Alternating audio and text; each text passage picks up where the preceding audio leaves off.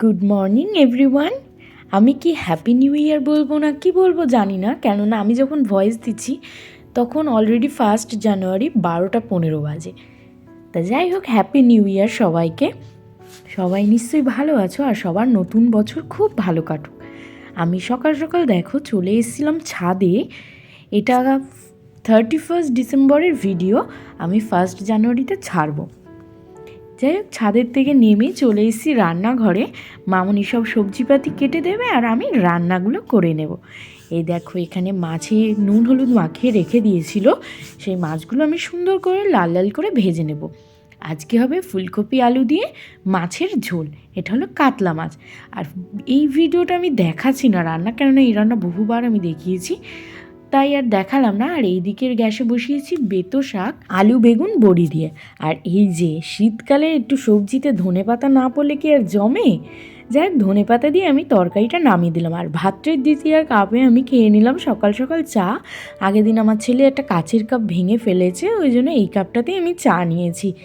যাই হোক, তারপরে দেখো একটু কাজবাজ করে সকালবেলা টিফিন নিয়েও চলে এসেছি। সকালে হয়েছিল কুমড়োর তরকারি, রুটি, আর মাসি আগের দিন যে আচারটা দিয়ে গেছিলো আমলকির আচার, সেটা নিয়ে আমি সকালের খাবারটা খেয়ে নিলাম।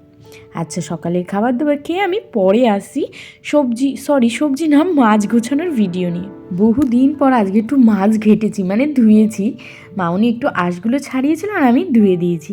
প্রথমে ওগুলো ছিল আস্ত একটা কাতলা মাছ, তারপরে ছিল তেলাপিয়া মাছ, আর এটা হলো সরপুঁটি মাছ। এই দেখো, মাউনি হচ্ছে প্যাকেটে ভরছে আলাদা আলাদা করে। আর এই হলো বাটা মাছ, কত বড় বড় না বাটা মাছ। দেখো, বাটা মাছে প্রচুর কাটা, তাও ভালো লাগে খেতে। যাই হোক, আর এই দেখো পার্শে মাছগুলো মিডিয়াম সাইজের ছিল। আর এই হলো আমার একটা প্রিয় মাছ, পাঙাশ মাছ। তারপরে মাছ টাছ গুছিয়ে টুছিয়ে আমি স্নান করে নিয়েছি একেবারে, নিয়ে একটুখানি মুখে ক্রিম মেখে নিচ্ছি, গায়ে ক্রিম মেখে নিচ্ছি, আর একটু সিঁদুর পরছি। এই যে বড় ননদ দিয়েছিল না এই সিঁদুর কৌটোটা, আগের দিন তো ঢাললাম, সেখান থেকে একটু গুঁড়ো সিঁদুর পরছি। আমি যদিও লিকুইড সিঁদুর পরি, তা মনে হলো যে না, একটু কদিন গুঁড়ো সিঁদুরটা ইউজ করি। ঢাললাম যখন, একেবারে আমার খাবার নিয়ে আসছি আমি।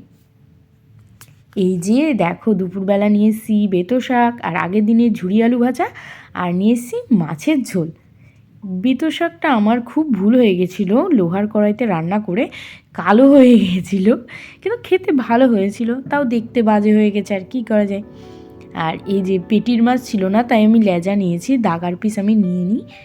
আর তরকারিটা মোটামুটি হয়েছিল, খুব একটা ভালো হয়নি কেন জানি না। যাক, দুপুরে খাবারটা তাহলে আমি এই দিয়ে শেষ করে নিই।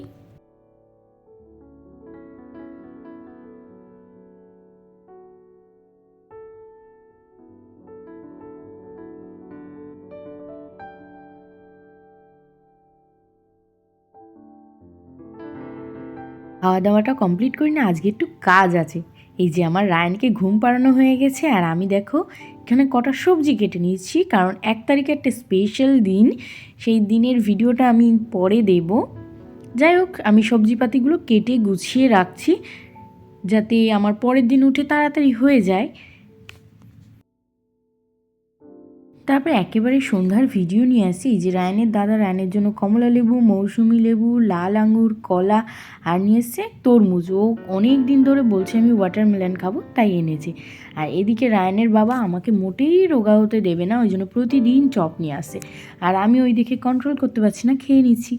যে খাওয়া দাওয়া কমপ্লিট করে আমি রাতেই চাটনিটা করে রেখে দেবো, অন্য কিছুই করবো না, জাস্ট চাটনিটা একটু করে রেখে দেবো, একটু কাজ এগিয়ে রাখার জন্য। টমেটোর চাটনি, খেজুর, কিশমিশ, আর নিয়েছিলাম একটুখানি আমসত্ত্ব, এই দিয়েই বানিয়েছি। তারপরে রাতের খাবারে দেখো বেগুন পোড়া, গরম গরম রুটি, আর একটুখানি চাটনি।